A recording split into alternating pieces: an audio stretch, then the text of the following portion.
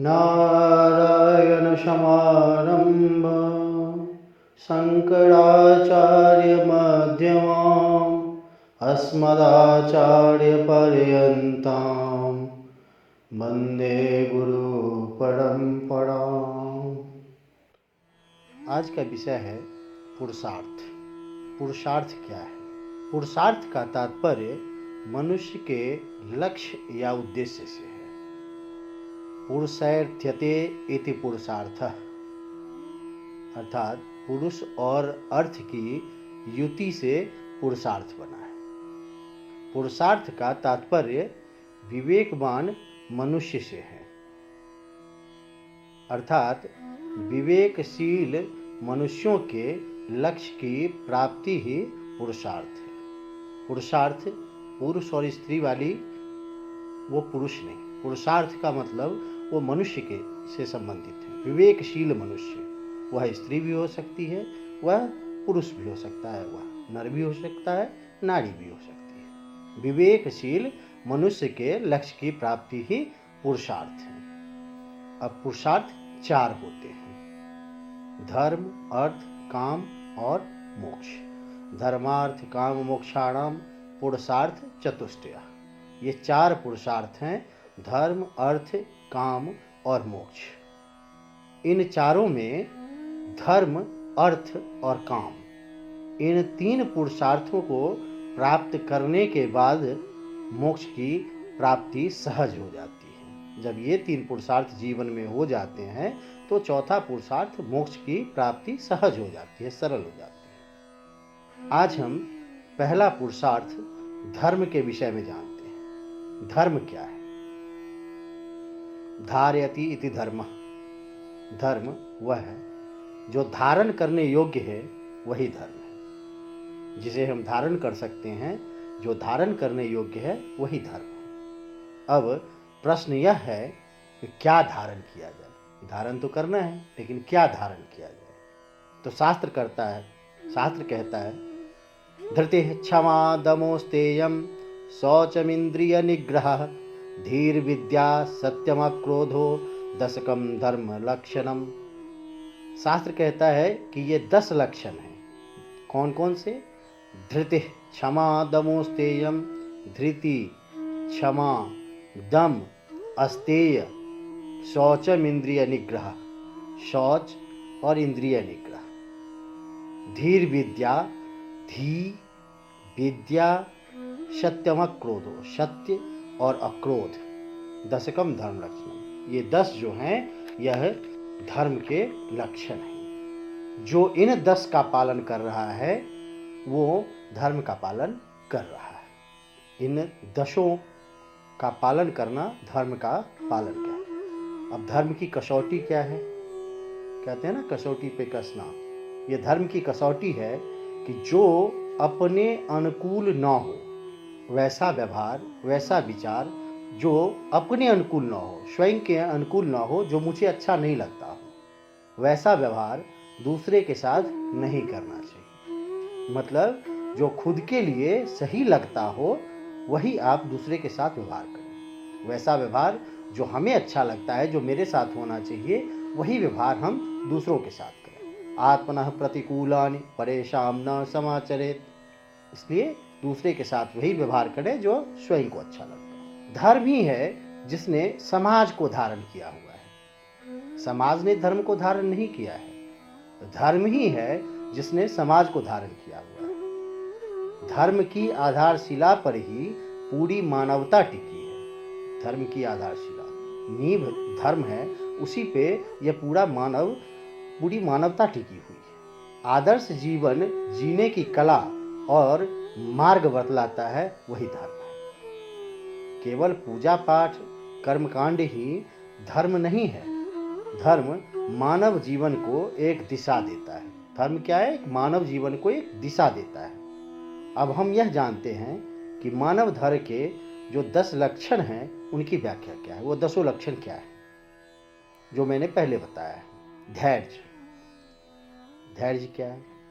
तो जब धन, संपत्ति, यश, वैभव इत्यादि जितने भी ये सुख संपत्ति वाले चीज़ हैं, कहते हैं सुख संपत्ति का नाश होने पर धीरज बनाए रखना, विचलित ना होना, तथा कोई कष्ट, कठिनाई, रुकावट कुछ भी आ जाए फिर भी निराश ना होना, वह धैर्य कहलाता है।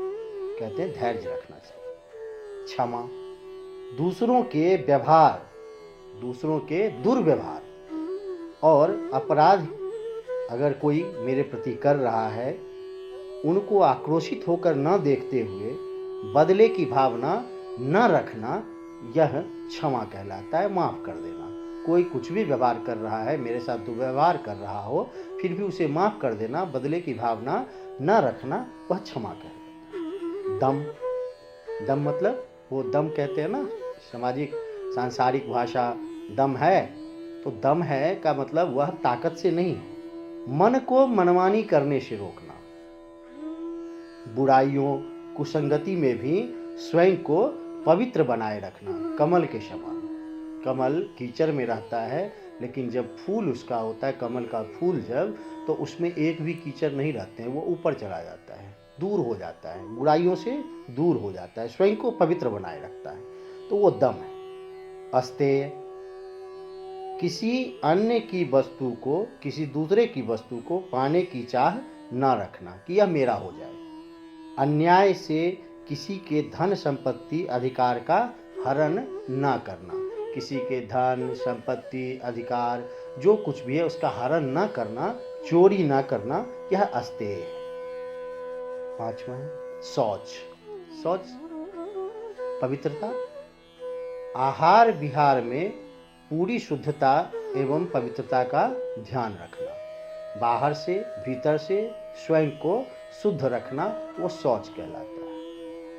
इंद्रिय निग्रह, इंद्रियों को सांसारिक विषय वासना एवं सुख भोग में डूबने, प्रवृत्त होने से या आसक्त होने से रोकना, यह इंद्रिय निग्रह है। किसी विषय वासना से रोकना, सुख भोग में डूबे रहना, इनसे जो और आसक्ता अवस्था जब इसमें हो जाए उसे रोकना, वही इंद्रिय निग्रह, अपनी इंद्रियों को बस में करना। धी, शास्त्रों के गूढ़ गंभीर अर्थ को समझना, आत्मनिष्ठ बुद्धि को प्राप्त करना, प्रतिपक्ष के संशय को दूर करना ही बुद्धिमत्ता है। जो सामने बैठा हो कोई, उसे संतुष्ट कर देना ही बुद्धिमत्ता होती है। विद्या, आत्मा परमात्मा विषयक ज्ञान, जीवन के रहस्य और उद्देश्य को समझना, जीवन जीने की सच्ची कला ही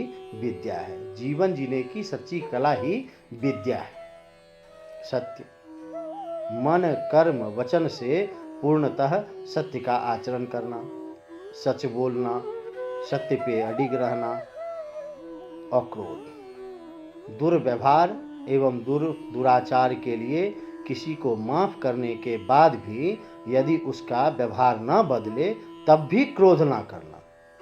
कितना भी हम कुछ कर लिए लेकिन फिर भी सामने वाले का, किसी का व्यवहार नहीं बदल रहा है, तब भी क्रोध ना करना। अर्थात हर स्थिति में क्रोध का शमन करने का हर संभव प्रयास करना, यह अक्रोध है। क्रोध ना करना, ये 10 लक्षण हैं।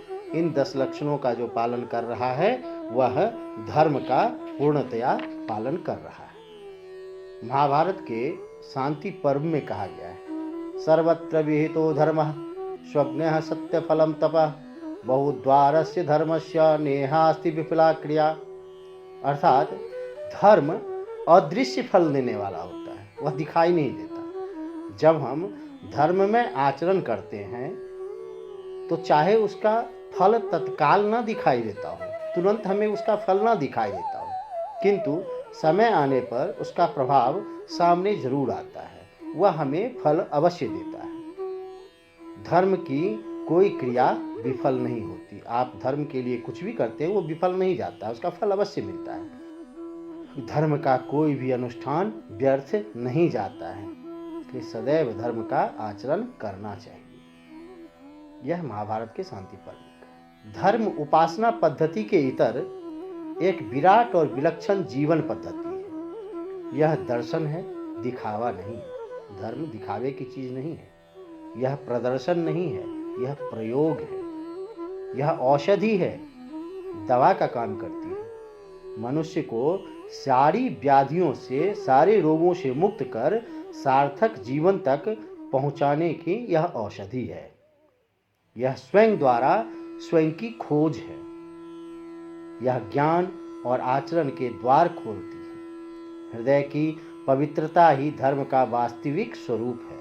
जब आपका हृदय पवित्र है तो वह धर्म अपने आप होता जाएगा। धर्म जीवन में संयम का होना भी धर्म है।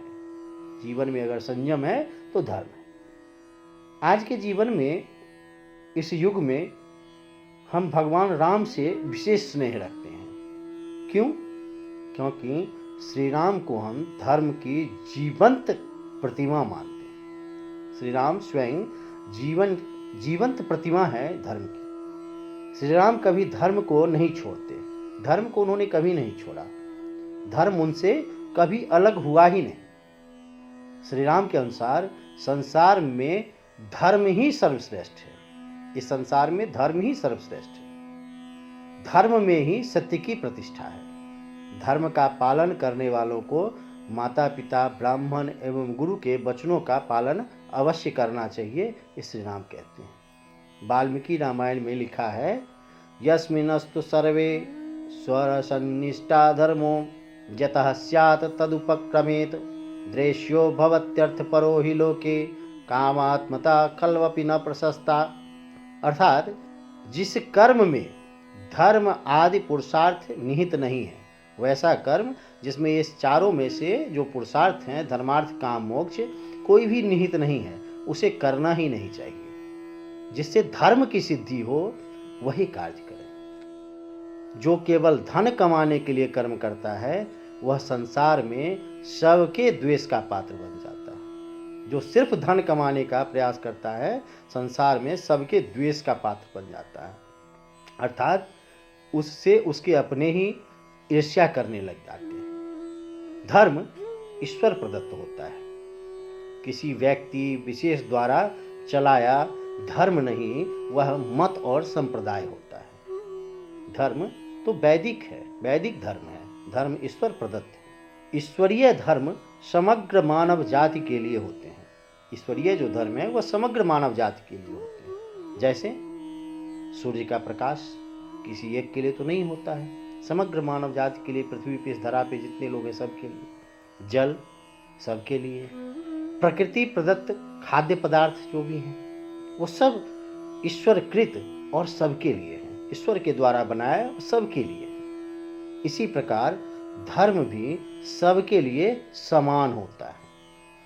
इसलिए वेदों में कहा है कि वसुधैव कुटुंबकम, कि सारी धरती को, सारी धरा को अपना घर समझो। वसुधैव कुटुंबकम। धर्म नित्य है। वैदिक धर्म जो हमारे अवतार हुए, राम, कृष्ण इत्यादि जितने लोग, इनसे पूर्व भी था, आज भी है और आगे भी रहेगा। क्यों?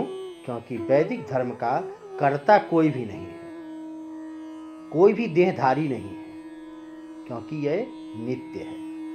यही नित्य है। तो वैदिक धर्म है, था और रहेगा। सर्वे भवन्तु सुखिनः, सर्वे सन्तु निरामयाः, सर्वे भद्राणि पश्यन्तु, मा कश्चित् दुःखभाग् भवेत्। सभी सुखी हों, सभी रोग मुक्त रहें, सभी मंगलमय घटनाओं के साक्षी बने, किसी को भी दुख का भागी न बना पड़े, यही कामना है। नारायण। पूर्णमदः पूर्णमिदं पूर्णात् पूर्णमुदच्यते, पूर्णस्य पूर्णमादाय पूर्णमेवावशिष्यते।